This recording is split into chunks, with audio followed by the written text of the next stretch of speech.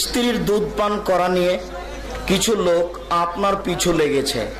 আপনি কি সত্যিই স্ত্রীর দুধ পান করতে বলেছেন?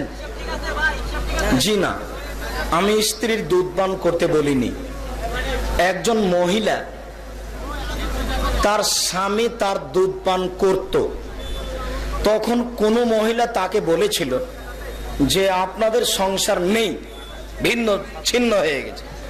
তখন ওই মহিলা অন্য জায়গাতে গিয়ে বিবাহ বসে, কয়েকটা ছেলে মেয়ে হয়, তারপর ওই স্বামী মারা যায়।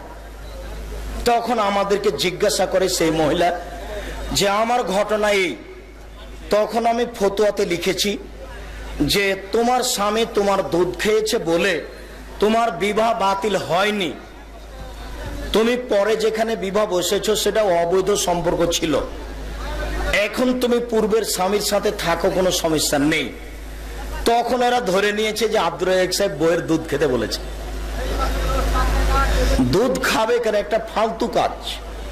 কেউ যদি খেয়ে ফেলে বিবাহের কোনো সমস্যা হবে না, সাংসারিক জীবনের কোনো সমস্যা হবে না, কাজটা হবে অহেতুক একটা ফালতু কাজ।